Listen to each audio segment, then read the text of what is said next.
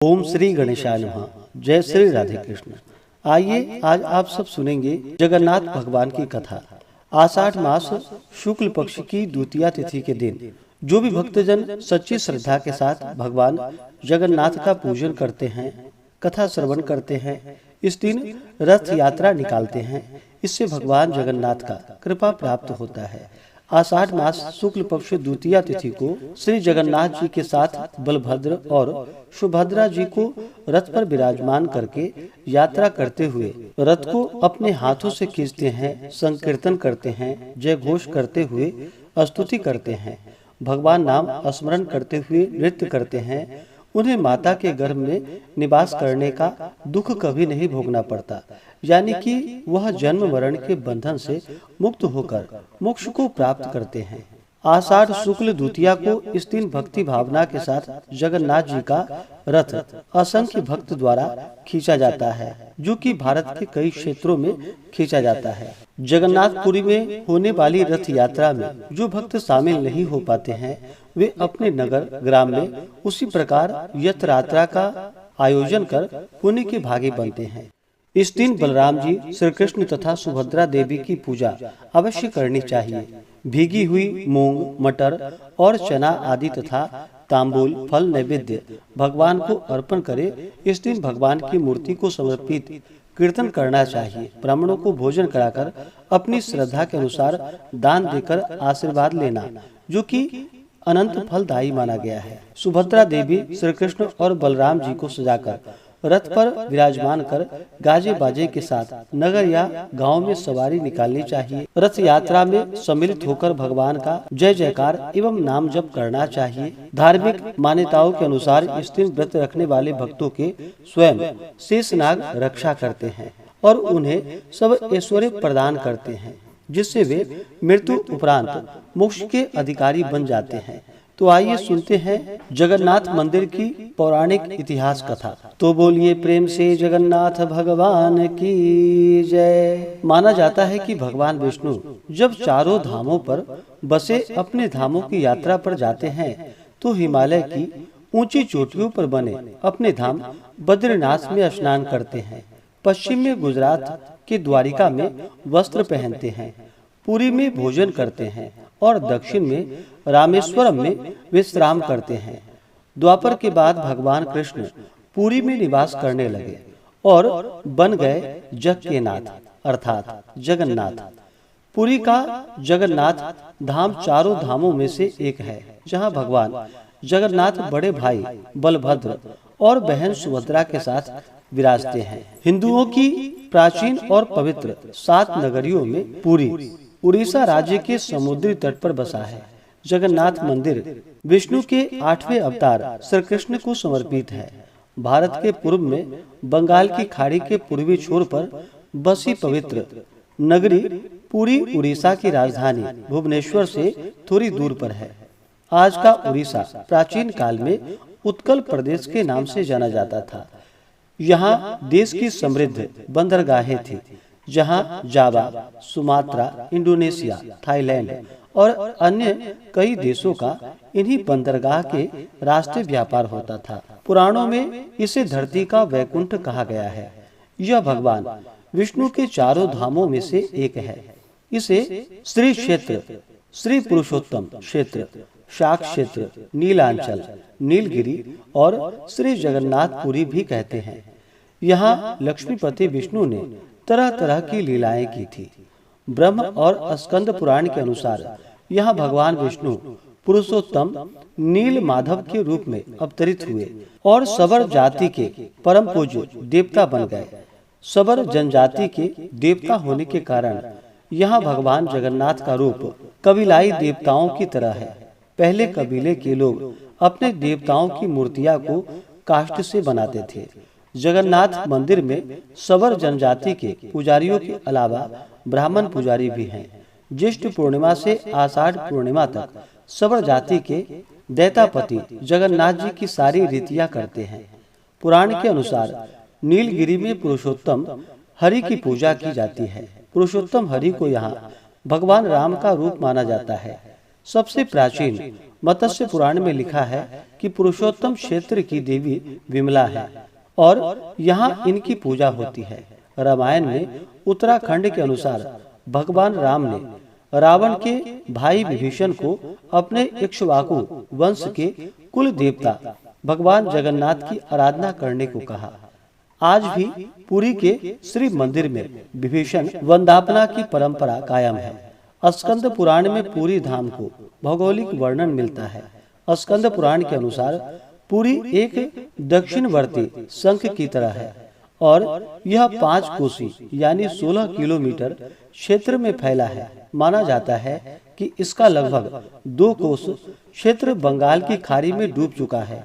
इसका उदर है समुद्र की सुनहरी रेत जिसे महोदधि का पवित्र जल धोता रहता है।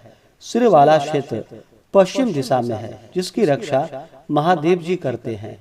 शंख के दूसरे घेरे में शिव का दूसरा रूप ब्रह्म कपाल मोचन विराजमान है। माना जाता है कि भगवान ब्रह्मा का एक सिर महादेव की हथेली से चिपक गया था और यही आकर गिरा था। तभी से यहाँ पर महादेव की ब्रह्म रूप में पूजा करते हैं। शंख के तीसरे वृत्त में माँ विमला और नाभि स्थल में भगवान जगन्नाथ रथ सिंहासन पर विराजमान है। मंदिर का इतिहास।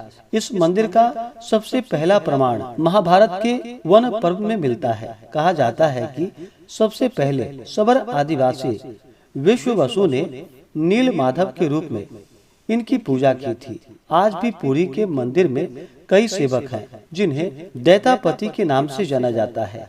राजा इंद्रद्युम्न ने बताया था कि यह मंदिर राजा इंद्रद्युम्न मालवा का राजा था जिनके पिता का नाम भारत और माता सुमति थी। राजा इंद्रद्युम्न को सपने में हुए थे जगन्नाथ के दर्शन। कई ग्रंथों में राजा इंद्रद्युम्न को उनके यज्ञ के बारे में विस्तार से लिखा है। उन्होंने यहाँ कई विशाल यज्ञ किए और एक सरोवर बनवाए। एक रात भगवान विष्णु ने उनको सपने में दर्शन दिए और कहा कि नीलांचल पर्वत की एक गुफा में मेरी एक मूर्ति है, उसे नील माधव कहते हैं। तुम एक मंदिर बनाकर उसमें मेरी यह मूर्ति को स्थापित कर दो।